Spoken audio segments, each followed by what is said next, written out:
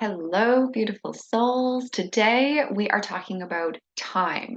Not only are we going to learn the reasons why you do not want to waste time, but we are also going to learn how it is that you can save time. Because, let's get real. Time is a very limited resource here on planet Earth, and it seems to spin quicker every single year. And it's really hard to get on top of all the things we want and know we need to do. So, how do we do this more simply? Well, we have some answers, my friends. And since you clicked on this video, you know that I am British Shali and I'm all about A Course of Miracles and learning how to live with miracles in our everyday lives. And the only way we can really do that is when we have established our relationship with God, with Source, with Jesus, our inner teacher, and really help us to live life on earth in cooperation with the divine instead of by ourselves in this time-space continuum and just letting it tick on by. So we want to use time for a purpose. So are you ready to dive into time today and explore it in a way that can truly help you save time and get rid of that overwhelm and get rid of that bogged down feeling? Good. I am too. So thank you for being here. Let's dive in. I felt today it was quite timely to go through some of the miracle principles. One of them specifically is miracle principle 25. Okay, and the miracle principle says miracles depend on timing. What does that even mean? So let's break this down first. But before I continue to go further here, I want to let you know that I am reading this from the Circle of Atonement version. The references I'm talking about today are not in the Foundation for Inner Peace version. They're not even in my sparkly version. We do have them in the Helens notes, which you will see links to in the caption if you want to look more deeply into. But this is really important material. So let's read this through and then I will dissect it step by step. So allow yourself to relax and get comfortable and enjoy this reading and this studying and this diving deep. We're leaving this to the hands of Jesus to teach us how to properly perceive this and really allow ourselves to save time and not get bogged down by time. So it says, miracles depend on timing. This is why you shouldn't waste time. I told you before that time would cease when it is no longer useful as a learning aid. There is a way of speeding you up, and that is by leaving more and more time for me so you can devote it to miracles. Pause. So right away, Jesus is saying that he's told us multiple times that time will be done when it no longer has a purpose. Right now, time has a purpose. The purpose is salvation of the world. The purpose is heaven on earth. The purpose is remembering the peace and the joy that God created you to be, that is eternal and constant and can never change. So until we all remember and return to the peace and the joy that is our birthright as being God's child, time has a purpose. And so we might as well use our time constructively. And Jesus is saying that the best way to use your time constructively is by leaving more and more time for Jesus, for me, the author, me, Jesus, so that you can devote it to miracles. He doesn't want us to get bogged down with the little decisions that we need to make in our day. He doesn't want us to get bogged down with all the minute things that are going on in our day. He wants us to be free to work miracles for others. And in A Course in Miracles, we are told that working miracles means changing our mind from fear to love so that we can offer love to our brother and sister souls. So when we offer that love, not just like superficial love, but the love of God, when we express the love of God to our brother and sister souls through energy, through word, through feeling, through whatever action the Lord would have us take in the moment, miracles can extend from him through us to another brother. And when our brother receives it, that's the miracle. And then it gets mirrored back unto us and we get blessed by the miracle that we gave. And that is how the cycle of miracle working can happen and why we have 365 lessons in A Course in Miracles to train our mind to be miracle workers. But here we are at the very beginning of the miracle principles, just establishing what miracles are. And we're being told to let Jesus handle more of the little things so we can be devoted to miracles. If you're not right now, that's okay. We all need training until we get there. But if you want to have miracles in your life, you want to offer help and healing to other people, let's keep listening. Okay, so he continues on by saying, the reason I direct everything that is unimportant is because it is no way to waste your free will. If you insist on doing the trivial your way, you waste too much time and will on it. Will cannot be free if it is tied up with the trivia. It never gets out. I will tell you exactly what to do in connection with everything that does not matter. That is not an area where choice should be invested. There is a better use of time. Ta-da! So Jesus is basically saying, you are God's child, you matter, and I need you. I need you to fulfill your function. I need you to listen to my voice. I need you to help others. I need you to bless the world. I need you to work miracles. That's what A Course in Miracles is for. And he's saying that the only way that you can be free to do the will of your Father is if you're not tied up trying to take care of all the little mundane tasks. But he knows we have that, especially as moms, as parents, as entrepreneurs, as household owners, as whatever it is living in the world and living in society. You have a lot of things to think about, to take care of, to do. And so he is saying that I will tell you exactly what to do in connection with everything that does not matter. So all the little things, the cleaning of the house and the going for the groceries and then taking care of the kids and doing all these things, all of that stuff doesn't really matter in the long run. What matters is that you do it with love. What matters is that you do it effectively. What matters is that you do it in a way that saves time. And he is saying that the way to do it effectively and with love and to save time is to let him care for it through you. So this is where we really settle into the cooperative universe, where we're not meant to be doing life on our own. We're meant to be doing our life with God, with Jesus, with the direction of the Holy Spirit. And this is what he's saying right now. And he's saying the reason why we don't want to waste time is because we want to save time. So miracles save time, but miracles also depend on timing. And it is Jesus who's responsible for the timing of all things. He's the head of the atonement. He can see the past, he can see the present, he can see the future. He knows what's up, he knows what's going on. And so because we are currently residing in the body in the dream, we don't know past, present, future, and to come. And so because of that, we need higher authority to tell us what's going on. And we need higher authority to help us with all of this little stuff so that we can devote more of our time to serving the Lord.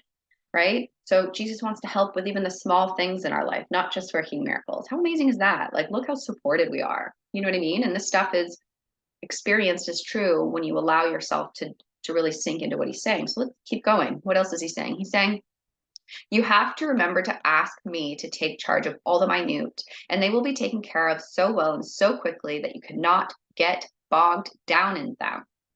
The only remaining problem is that you will not The only remaining problem is that you will be unwilling to ask because you are afraid not to be bogged down.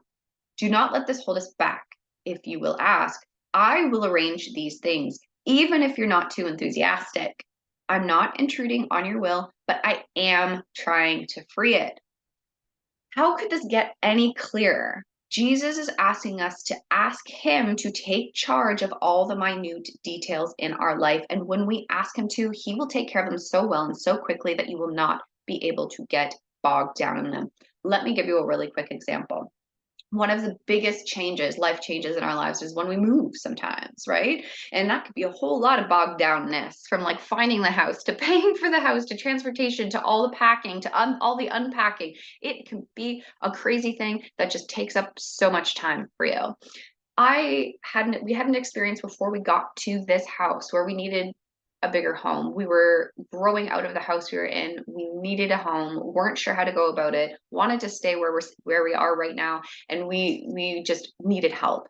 So what we did is we prayed. The three of us, me, Tom, and Ella, prayed, hey, Jesus, like if it is time for move and it is in God's will and you would have that be, then please help us to find the perfect home in the perfect area and the perfect price range with everything that we want and need. You know what we want and need. We leave it to you, but this is what we're asking for. So we prayed for that together. And then the next day we had a dinner with two of our dear friends, our neighbors at the time.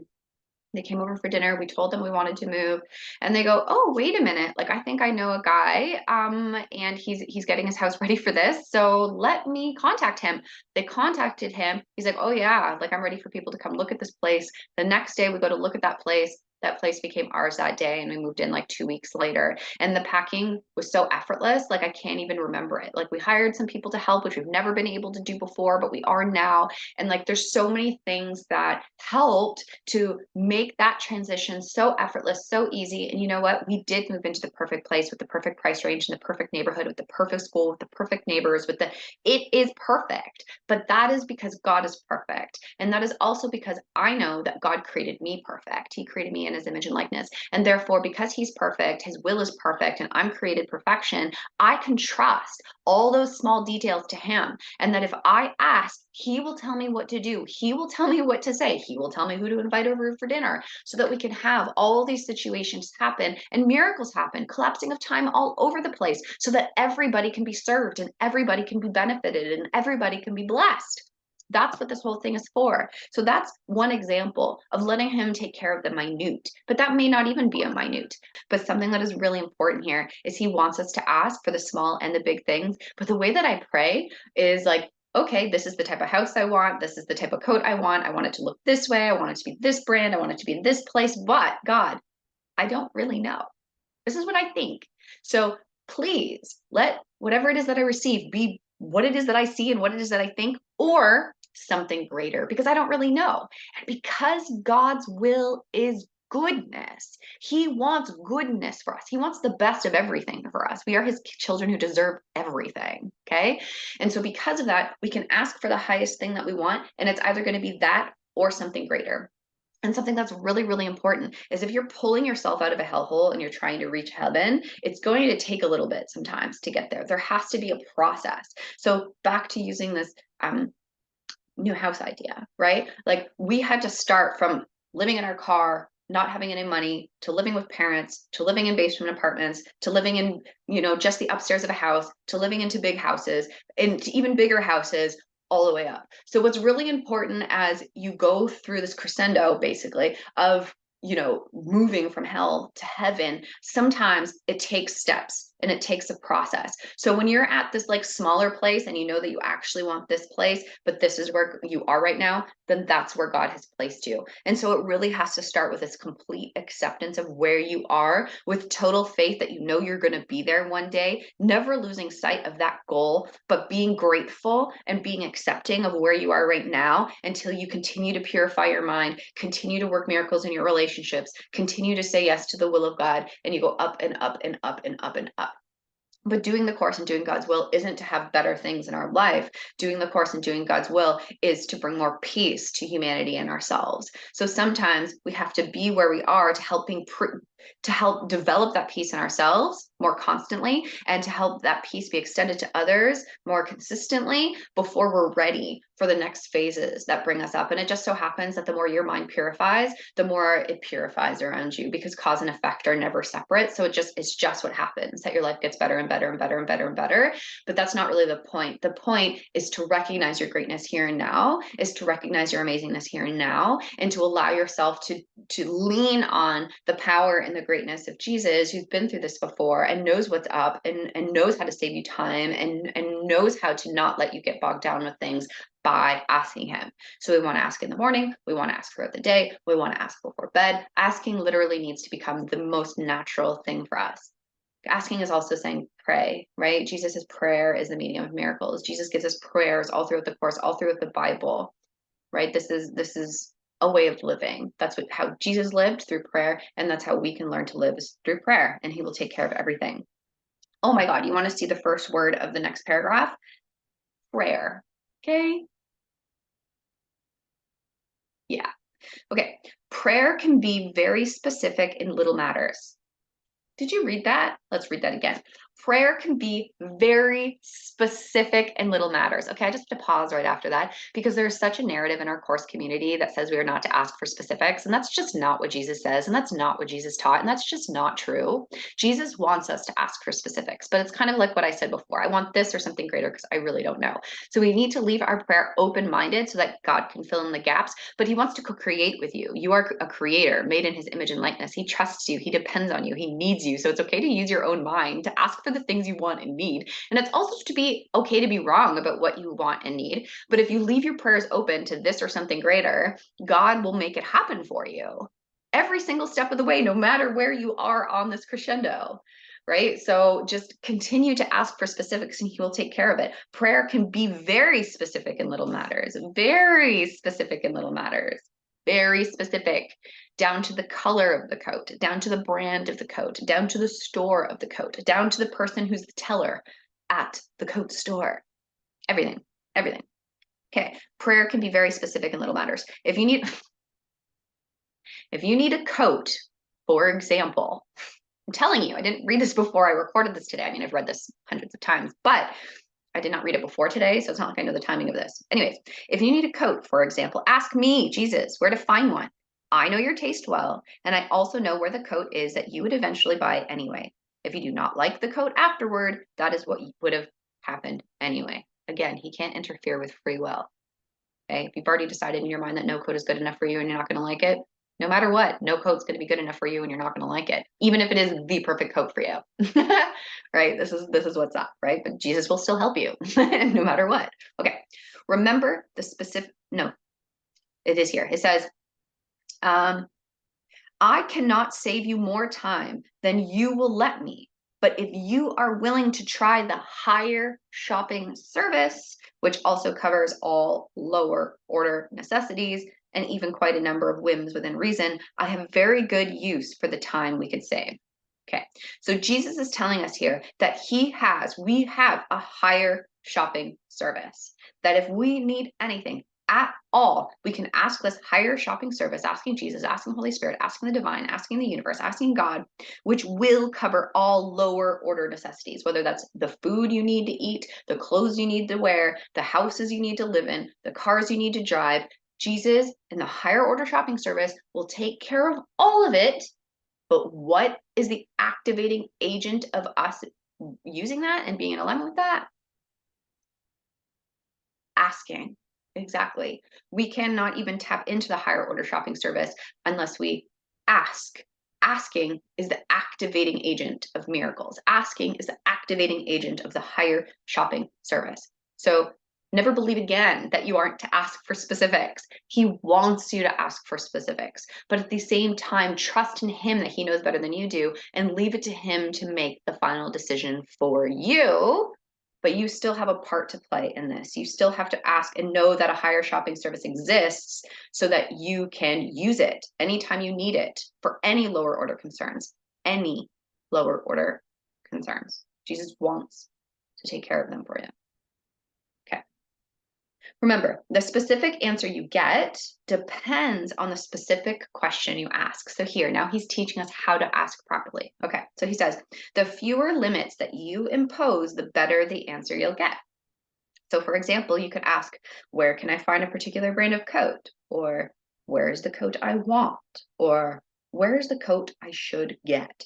And so on. The form of the thought determines the level of the answer. Yes. And that's why I always say I'm specific, but then I leave it open to him, because it's that idea of I want what's most helpful and useful for me. And a lot of time we don't know what that is, but we can do our best with what we think that is. And then Spirit and Jesus will fill in the gaps. So again, your quality of question is going to determine the answer you get. So be very mindful of the questions that you ask when you're asking, but recognize that you will be answered to the degree in which you've asked the question.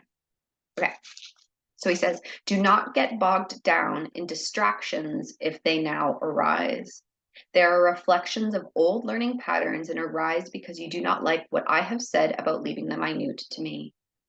They merely illustrate your unwillingness to not get bogged down because you are afraid of the course. So don't use them that way. This course is about willingness, not unwillingness. Unwillingness has to be replaced by willingness because willingness is part of readiness, without which learning cannot occur. Do you realize how important this is? Jesus is saying that do not get bogged down in distractions if they arise, because distractions to distract you from asking will come. And he's saying, don't let that bog you down anymore. They're just reflections of old learning patterns. But he's saying he needs your willingness to ask him. He needs your willingness to create miracles. He needs your willingness to let him handle all the minute and small and little things in your life so that you can be freed time-wise, mental-wise, heart space-wise, to be an extension of love and miracle working. This is what he needs us for. Right? So he's saying this course is about willingness, not unwillingness. He can't force us to work miracles. He can't force us to ask him for things. He can't force us to leave all the minute to him. But when we are willing, that is when everything gets carried for us. And he's saying your willingness is part of your readiness to be the miracle worker. Your willingness is the readiness to let him care for all the lower order concerns. And when you try this asking on, you will see that it works. If this isn't an ask and receive universe, asking is our superpower. This is a cooperative universe. It is an interactive universe. All of this is really, really important to get so that we get the course.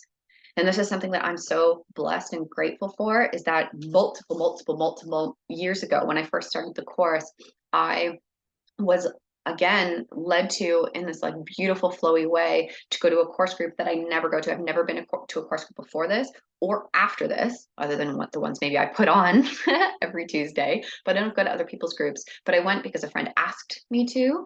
I asked and the answer is yes. I show up and they were giving away the freshly printed special messages and notes from Helen Sheckman. I was at the right place at the right time to receive that material that had all this material in it. And this has been foundational in my thought system. This has been what I've latched onto as a cornerstone of how I live my life. There is nothing that I do in this world without asking, because I've trained myself to do. I'm not perfect, but I am learning to get better and better every day. I do know the value of it and importance of it. And so I do my best. But asking is essential for peace. Asking is essential so that you're not bogged down by the small things in life. Asking is essential for miracle working. Asking is essential just for sanity, for peace on earth. Like, you're doing this with Jesus, not without him. You're doing this with God, not without him. You're doing this with the love of the universe, and you could never actually do it alone. And anytime we try to do it alone, that's when it is overwhelming. That's when we feel bogged down. That's when it's intense. That's when it's hard. That's when it's difficult and depressing and fills us with anger and hatred. And we're just focused on the crazy effed up world all the time, instead of recognizing there is goodness in you. There's perfection in you because God created you perfect. And when you trust in him and trust in his voice and trust in his will and ask him to lead you and guide you in the small and big things, miracles happen, my friends. And I want miracles for you. I want peace for you. I want God's will for you. And I want you to recognize and experience for yourself that asking is a superpower. And Jesus wants you to ask for the small and big things. And when you do, he's grateful. You'll be grateful. Everyone around you will be grateful. And your life will continue to transform to the max. I'm telling you, to the max. So that's that. That is Miracle Principle 25 from the Circle of Atonement. Miracles depend on timing. The sections are mostly also from the notes. Again, I'll put links for all this stuff for you below. But that is it, my friends. If you found value in this video, please like and subscribe, because if you found value, I'm sure others do too. And we want to make sure that this reaches those with whom that it is meant for. And so I thank you for liking and subscribing. If you have any questions or comments, please put those below, and I'm happy to attend to those and respond to you guys as soon as I can. But again, thank you for being here. I love you. May you take this message with you and know that you can ask Jesus for all to take care of all the minute things and all the big things in your life. Try it on. Ask.